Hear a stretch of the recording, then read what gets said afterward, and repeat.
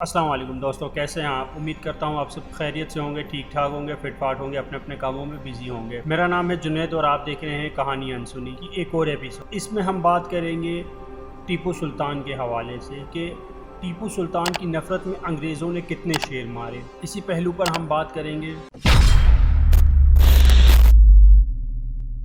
गुज़िश्ता कालीन में इस पहलू पर बात की गई कि एक गैर मुल्की मुअज़्ज़िज़ मेहमान ने हमें वाइल्ड लाइफ के तहफ़्फ़ुज़ का दर्स दिया तो याद आया कि कैसे बेरहमी से अंग्रेज़ों ने हिंदुस्तान में शेरों और वाइल्ड लाइफ का कत्लेआम किया और तकरीबन 80,000 शेरों का शिकार किया। आज इस अफसोसनाक मामले के मज़ीद दर्दनाक पहलू पर बात करेंगे कि ये सब क्यों किया गया।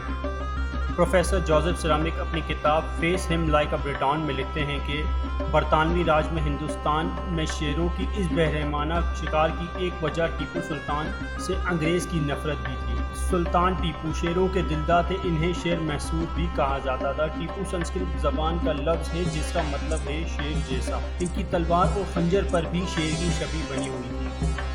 शेर ही इनकी सल्तनत का सरकारी निशान था और इनके लिए जो तख्त बनाया था वो भी ऐसा था जैसे कोई शेर के ऊपर बैठा हुआ हो। टीपू सुल्तान ने फ्रांसीसी मेमारों से एक मुजस्मा बनवाया था जिसमें एक शेर एक अंग्रेज़ सिपाही को गिराए हुए है। ये मुजस्मा आज भी विक्टोरिया एंड अल्बर्ट म्यूज़ियम में रखा है।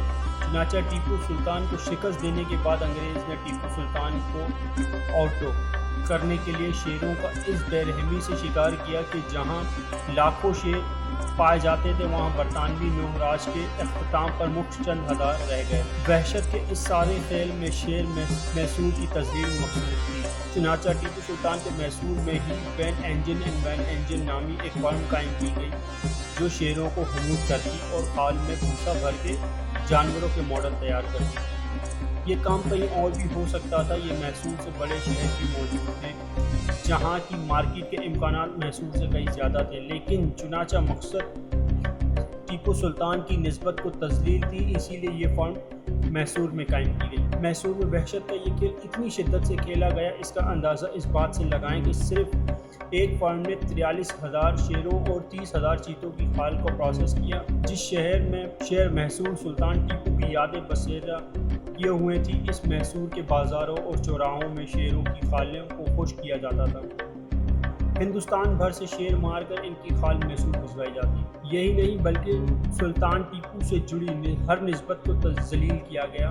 वायसराय ने अपने कुत्ते का नाम टीपू रखा और फिर अंग्रेज़ डिप्टी कमिश्नर इसी रस्म को आगे बढ़ाया। टीपू सुल्तान की रियासत में सूबेदार का ओहदा गवर्नर के ओहदे होता था। अंग्रेज़ ने एक लेफ्टिनेंट के मातहत ओहदे को सूबेदार का नाम दे दिया। सुल्तान टीपू के वज़ीर खुराक के मनसब को खानसामा कहा जाता था। अंग्रेज़ ने अपने बावर्ची को खानसामा कहना शुरू कर दिया। टीपू सुल्तान ने सल्तनत उस्मानिया के खलीफा से मदद चाही थी।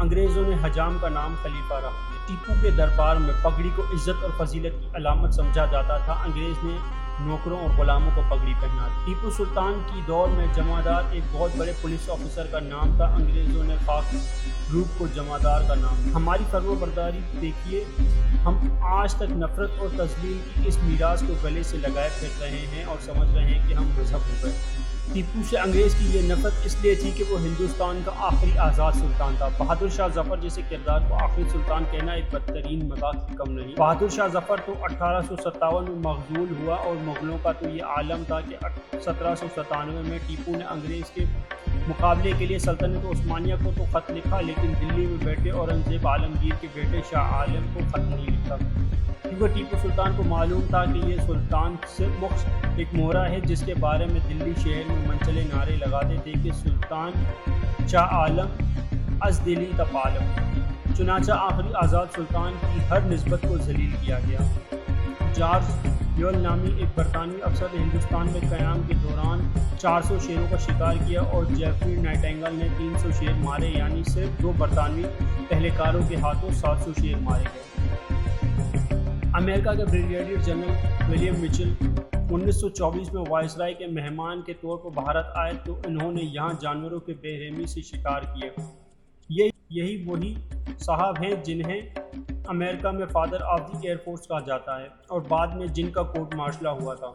انہوں نے اسی سال نیشنل جیوگرافک میگزین میں ٹائیگر ہنٹنگ ان انڈیا کے نام سے شائع ہونے والے ایک مضمون میں لکھا کہ گزشتہ 3 دنوں میں ہم نے اتنے زیادہ جانوروں کا شکار کیا کہ ان کی خانیں خشک نہ ہو سکیں، چنانچہ ہم نے ساری کھالیں ٹرک کی چھت پر ڈال دی کہ راستے میں ہی خشک ہوتی رہیں۔ برطانوی افسران اور اہلکاروں نے بر صغیر کے جنگلوں میں جس بے رحمی سے شکار کیا وہ ایک تاریخ باب ہے۔ گاندھی اروان معاہدے والے وائسرائے لارڈ اروان کے بارے میں کہا جاتا ہے کہ انہوں نے 10,000 بھیڑ تیتر مارے تھے۔ راولپنڈی کے ڈپٹی کمشنر صاحب بہادر نے پوٹوہار کے علاقے میں ایک روز میں 40 ہرنوں کا شکار کیا۔ میرے خیالات کا یہ سلسلہ ٹوٹتا تو دیکھا، محفل ابھی جاری تھی۔ بر صغیر کے جنگلی حیات کے قتل عام کرنے والے مہربان اب ہمیں سمجھانے آئے بیٹھے تھے کہ ایک مذہب قوم کی طرح جنگلی حیات کا تحفظ کیسے کیا جاتا ہے، اور احساس کمتری کے مارے شرکا کے چہرے بتا رہے تھے کہ ان کے ہاں اس بات پر اتفاق پایا جاتا ہے کہ ہم مقامی لوگوں کے مذہب ہونے میں اب بھی بہت وقت لگے گا۔ تو یہ تھی ایک چھوٹی سی کہانی انسنی، ایک اور ایپیسوڈ ٹیپو سلطان کے حوالے سے کہ اس کے خلاف انگریزوں نے کیا قدم اٹھائے۔ تو چینل کو سبسکرائب کر دیجیے گا، ساتھ بیل آئیکن کو لازمی پریس کیجیے گا۔ اگر آپ چاہتے ہیں کہ ہم کسی اور ٹاپک کے حوالے سے ویڈیو بنائیں تو ہمیں کمنٹ کر کے ضرور بتائیے گا۔ ویڈیو کو لائک کریں، شیئر کریں، چینل کو سبسکرائب کریں، بیل آئیکن کو لازمی پریس کیجیے تاکہ آنے والی ہر نیو ویڈیو کا نوٹیفیکیشن سب سے پہلے آپ کو رسے۔ تو جب تک کے لیے مجھے دیجیے گا اجازت، آپ سے ملاقات ہوگی اگلی ایپیسوڈ میں۔ خدا حافظ۔